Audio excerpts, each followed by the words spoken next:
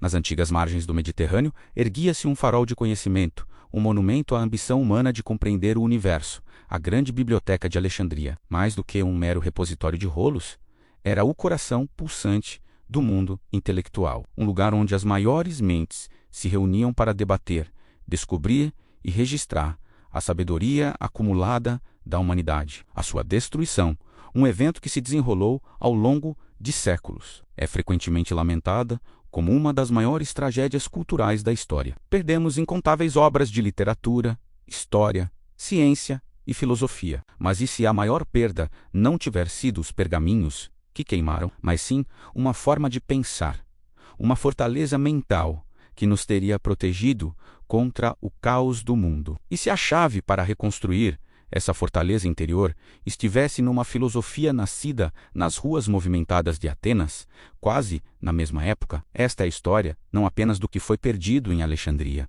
mas do que podemos encontrar na sabedoria duradoura do estoicismo. A imagem das chamas a consumir a sabedoria de gerações é poderosa e trágica. Historiadores, poetas e cientistas cujas vozes foram silenciadas para sempre. Imaginamos a perda de tratados sobre astronomia babilônica, peças perdidas de Sófocles, histórias detalhadas de impérios esquecidos.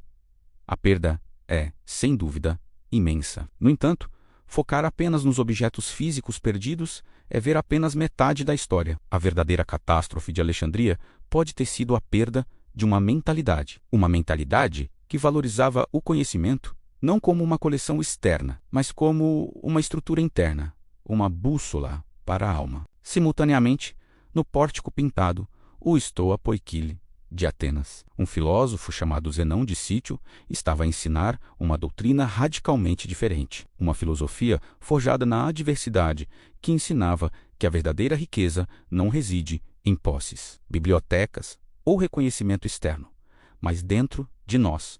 Era o início do estoicismo.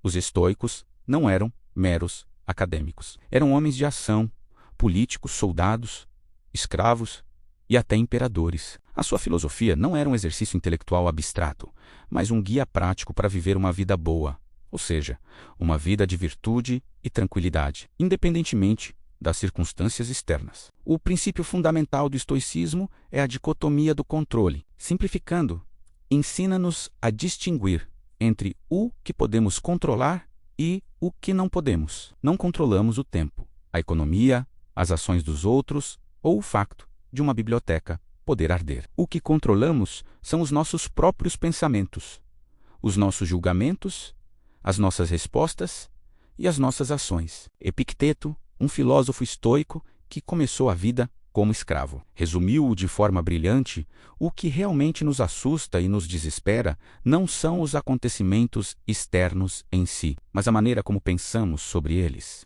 Não são as coisas que nos perturbam, mas os nossos julgamentos sobre as coisas. Imagine um alexandrino a observar a sua amada biblioteca em chamas. O pânico, a raiva, o desespero seriam reações naturais. Um estoico, no entanto, reconheceria a dor, mas aplicaria a dicotomia do controle. A queima da biblioteca está fora do seu controle. O que está dentro do seu controle é como ele reage. Ele pode lamentar-se e cair no desespero, ou pode focar-se no que resta, o conhecimento que já possui na sua mente, a virtude que pode praticar no momento presente e a sua capacidade de agir racionalmente para salvar o que for possível ou para reconstruir. O estoico constrói a sua biblioteca dentro da sua própria mente. Outra ferramenta poderosa no arsenal estoico é a premeditatio malorum, ou a premeditação dos males. Isto não é pessimismo. É uma forma de ensaio mental. Os estoicos contemplavam regularmente os piores cenários possíveis.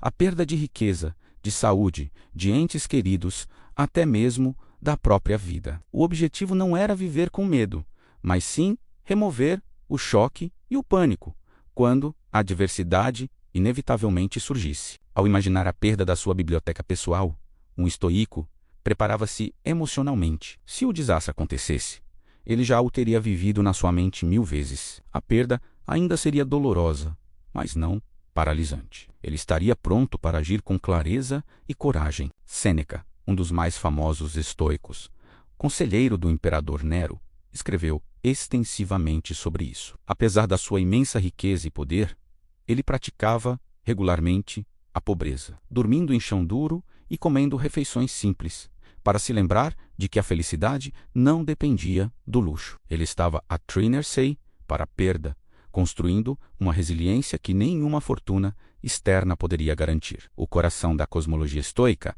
é o conceito de logos. Os estoicos acreditavam que o universo é uma entidade única, racional e ordenada, permeada por uma razão divina ou uma lei natural. Tudo o que acontece, acontece por uma razão, como parte de uma vasta e interligada teia de causa e efeito. Isto não significa uma resignação passiva. Pelo contrário, significa aceitar a realidade como ela é e encontrar o nosso papel dentro dela, agindo com virtude e razão. Para um estoico, a destruição da Biblioteca de Alexandria, embora trágica do ponto de vista humano, seria parte do fluxo do Logos.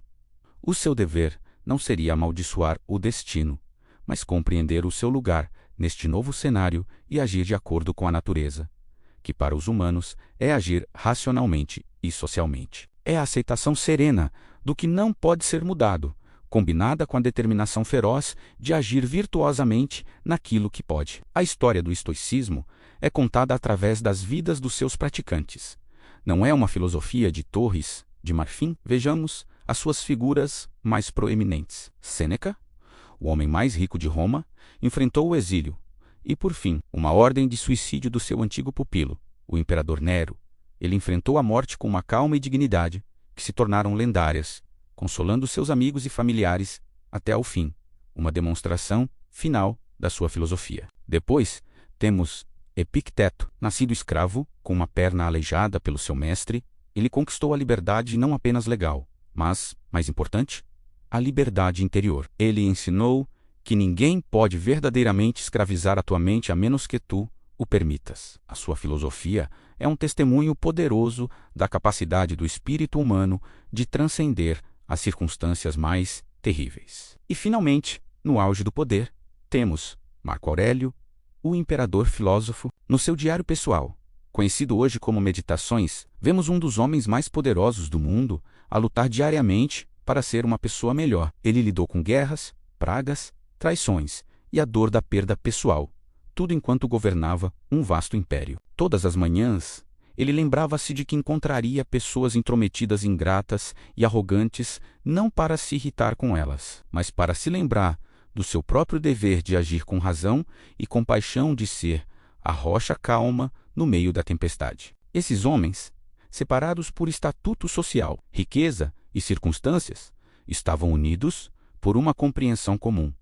A verdadeira força não é externa. Eles não dependiam de bibliotecas, exércitos ou títulos para sua paz de espírito. A sua fortaleza era interna, construída tijolo a tijolo através da prática diária, da virtude, da razão e da autodisciplina. Eles eram a personificação da biblioteca interior. Agora vamos avançar rapidamente para o nosso tempo. Vivemos numa era que, em muitos aspectos, é o oposto da mentalidade estoica. Construímos a maior e mais acessível biblioteca de Alexandria da história. A internet, todo o conhecimento humano está, teoricamente, a um clique de distância. Temos acesso a mais informações do que qualquer imperador romano poderia sonhar. No entanto, será que estamos mais sábios? Será que estamos mais resilientes? A nossa dependência desta biblioteca digital externa tornou-nos frágeis. Quando a ligação à internet falha, sentimos-nos perdidos. Quando as redes sociais são inundadas de desinformação e raiva, as nossas emoções são sequestradas. Externalizamos a nossa memória para os nossos telemóveis, a nossa validação para os likes e a nossa bússola moral para as tendências virais do momento. Somos como os alexandrinos que, tendo depositado toda a sua fé na sua grande biblioteca de pedra, ficaram desamparados quando ela ruiu. A nossa biblioteca é de silício e fibra ótica, mas a dependência é a mesma. Estamos a um apagão de distância de perceber quão pouco conhecimento realmente possuímos dentro de nós. É aqui que a lição de Alexandria e do estoicismo se torna tão urgentemente relevante. A verdadeira perda de Alexandria não foi uma coleção de livros, mas sim a perda de uma forma de pensar. A perda da ideia de que o conhecimento deve ser internalizado, transformado em sabedoria e usado para construir uma cidadela interior inexpugnável. Os estoicos ofereceram-nos o manual de construção para essa cidadela. Não é um caminho fácil. Requer prática constante, autoexame e coragem. Requer que enfrentemos os nossos medos através da premeditatio malorum. Requer que foquemos a nossa energia apenas no que podemos controlar. E requer que aceitemos o fluxo do universo, o Logos, e desempenhemos o nosso papel com virtude e propósito. O estoicismo não nos promete uma vida sem dor ou dificuldade. Pelo contrário, ele assume que a dor e a dificuldade são inevitáveis. O que ele nos promete é a força para não sermos esmagados por elas. Ele nos oferece as ferramentas para permanecermos calmos no meio do caos, para sermos racionais quando todos à nossa volta estão a perder a cabeça, para sermos a fonte da nossa própria estabilidade. A história da Biblioteca de Alexandria é um aviso, é um memorial não apenas a livros queimados, mas a uma vulnerabilidade que surge quando colocamos toda a nossa confiança